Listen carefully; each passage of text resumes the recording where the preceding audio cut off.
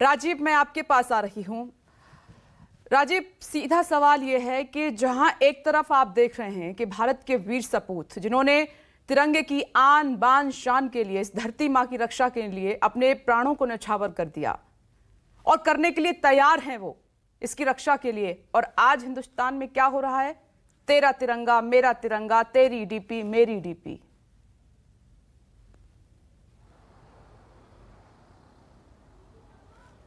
देखिए विपनेश, अपनी बात में एक शेर से शुरू करता हूं कि सभी का खून शामिल है यहाँ की मिट्टी में, किसी के बाप का हिंदुस्तान थोड़ी है।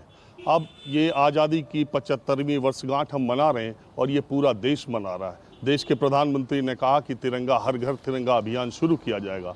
अफसोस इस बात का कि अब हर घर तिरंगा की जगह इस तिरंगे को एक खास पार्टी या सत्ताधारी दल, मैं कहता हूं, उसको अगर ये कहा जाए कि उसने इसको अपना कॉपीराइट बना लिया, तिरंगा यात्रा निकलने के बाद वो कह दें कि विपक्ष के जो नेता नहीं आए उनको तिरंगे से ऐतराज है, दिक्कत यहाँ से खड़ी होती है। मुझे लगता है कि तिरंगा न पंडित नेहरू का है, तिरंगा न नरेंद्र मोदी का है, तिरंगा न कांग्रेस का है, न तिरंगा बीजेपी का है। इस देश के प्रधानमंत्री जवाहरलाल नेहरू पहले प्रधानमंत्री थे, वह 17 सालों तक देश के प्रधानमंत्री थे, तो वो किसी एक के नहीं थे, सबके थे। आज प्रधानमंत्री नरेंद्र मोदी उनसे आधा कार्यकाल पूरा कर चुके हैं, 8 साल के प्रधानमंत्री हैं। वो किसी एक पार्टी के नहीं है, किसी एक समुदाय विशेष के नहीं है, वो देश के प्रधानमंत्री हैं। अगर उनकी तरफ से ये बात कही जाती है तो पूरे देश के लोगों को आगे बढ़ करके, इसमें ये नहीं कि मैं आपसे कितना आगे हूँ, सबको आगे बढ़ करके इस अभियान में शामिल होना चाहिए। लेकिन दुर्भाग्य ये है कि सत्ताधारी दल के लोग इस तरह की बातें और इस तरह के कार्यक्रम डिज़ाइन करते हैं जिससे विपक्ष को ये लगता है कि ये मुद्दा उनसे लिया जा रहा है। दूसरी बात ये कि अगर कोई एक व्यक्ति किसी धर्म विशेष का, किसी वर्ग विशेष का, 1, 2, 5 व्यक्ति कह दें तिरंगा लगाना नहीं लगाना हमारा सवाल है या इससे राष्ट्रभक्ति साबित नहीं होती, तो उसका बखेड़ा खड़ा किया जाए और एक बहुत बड़ा संगठन जो है वो अगर तिरंगा नहीं लगाता है और अगर वो कहता है कि तिरंगे पर इस तरह की बहस पॉलिटिक्स है, तो उस पर एक बड़ा वर्ग चुप हो जाता है। यह भी एक बड़ा सवाल है। दरअसल मुद्दा यह है कि पिछले कुछ दिनों में राजनीति का ट्रेंड देश में इस तरह से हो रहा है कि अगर आप मेरी बात मानते हैं, अगर आप सत्ताधारी दल की बात मानते हैं, सरकार की बात मानते हैं, तब आप राष्ट्रवादी हैं। अगर नहीं मानते हैं, नीतियों का विरोध करते हैं, तो आप राष्ट्रवाद, आपका कैसा राष्ट्रवाद? अगर आप हमारे तिरंगे के साथ हमारी यात्रा में शामिल होते हैं, तब तो आप तिरंगे का पूरा सम्मान रखते हैं। अगर आप हमारी बुलाई गई तिरंगा यात्रा में, पता नहीं हमने बुलाया या नहीं बुलाया, लेकिन अगर आप हमारी बुलाई गई तिरंगा यात्रा में शामिल नहीं होते हैं, तो आपका तिरंगे से लगाव नहीं है। ये साबित जब होने लगता है, तब दूसरी तरफ दिक्कत होने लगती है और विपक्ष को दिक्कत होने लगती है। और विपक्ष की दिक्कत को भी समझ नहीं आता। जब आप प्रधानमंत्री ने कहा है और एक तिरंगा लगाने की बात कही है, तो ये मेरा तिरंगा तुम्हारा तिरंगा कैसे? अगर इस बात के लिए आम आदमी पार्टी के नेता ये कहते हैं कि बीजेपी की जो तिरंगा यात्रा थी या सरकार की जो तिरंगा यात्रा थी उसमें विपक्ष के नेताओं को नहीं बुलाया गया, तो मुझे नहीं मालूम है कि बुराड़ी में आज इतना बड़ा कार्यक्रम था, बहुत ही बड़ा कार्यक्रम था दिल्ली सरकार की तरफ से। दिल्ली विधानसभा में भी विपक्ष है। क्या भारतीय जनता पार्टी के जो विपक्ष के नेता विधायक हैं, उस कार्यक्रम में आम आदमी पार्टी ने उनको सरकारी निमंत्रण दिया था क्या? ये भी सामने आ जाएगा। बात यह है कि हर इवेंट को अपनी अपनी सहूलियत के हिसाब से विपक्ष ये बताने में, अगर प्रधानमंत्री ने कहा कि तिरंगा को आप डीपी लगाइए, कांग्रेस के लोगों ने तुरंत पंडित नेहरू का झंडा लिया हुआ कहा कि इसको डीपी लगाइए। आप कांग्रेसियों के डीपी लगाइए तो पंडित नेहरू के हैं, और जो बीजेपी के लोग हैं या सत्ताधारी दल के लोग हैं, ज़्यादातर लोग या भारतीय जनता पार्टी के समर्थक भी हैं, उन्होंने तिरंगा को अपना डीपी लगाया। ये क्या बात है? आप नेहरू की भी डीपी लगा सकते हैं। नेहरू हमारे ही हैं, कांग्रेस पार्टी की कोई हमारे ही प्रधानमंत्री हैं। 17 साल वो देश के प्रधानमंत्री रहे हैं, पहले प्रधानमंत्री हैं। आप एक तिरंगा को लेकर ये मेरा तिरंगा इन्होंने फैलाया, इस देश की 130 करोड़ देश की जनता फैलाती है।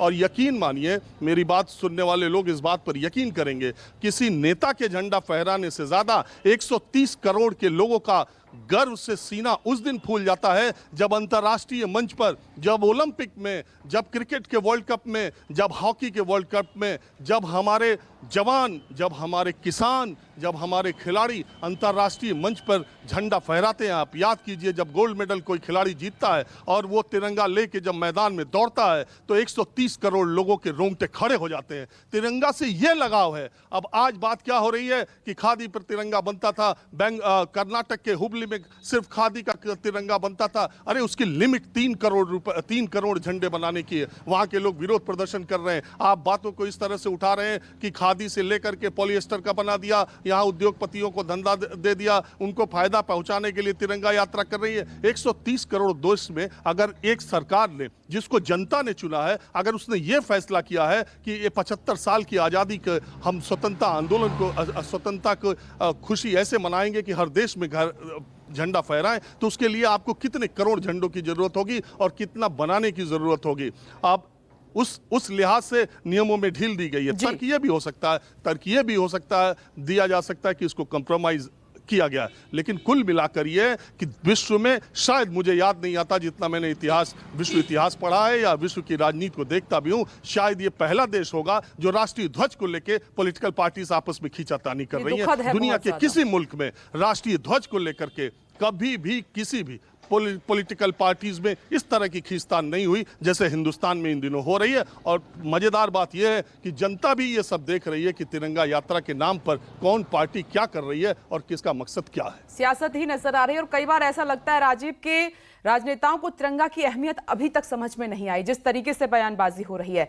अब जरा समझाने के लिए 3 तस्वीरें दिखा देते हैं। देखिए किस तरह शान से तिरंगा लहरा रहा है। लाल किले की प्राचीर पर आप तिरंगा देख रहे हैं, हर साल लहराता है, गर्व से सीना चौड़ा हो जाता है हर हिंदुस्तानी का।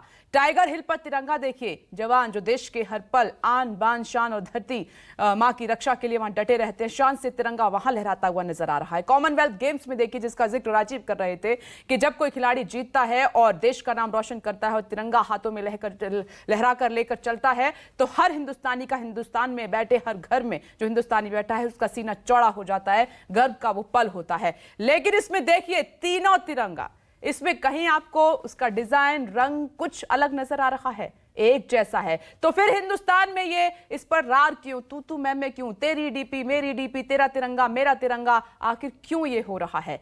ये जो स्पीकर्स इस वक्त मौजूद हैं इस डिबेट में, उनके लिए भी समझना काफी जरूरी है। नमस्कार, मैं हूं मानक गुप्ता। अगर आपको हमारा ये वीडियो पसंद आया हो तो इसे लाइक और शेयर जरूर करें, और हां, हमें सब्सक्राइब और फॉलो करना ना भूलें ताकि आप देश और दुनिया की कोई खबर मिस ना करें। तो जुड़े रहिए हमारे साथ और देखते रहिए न्यूज़ 24।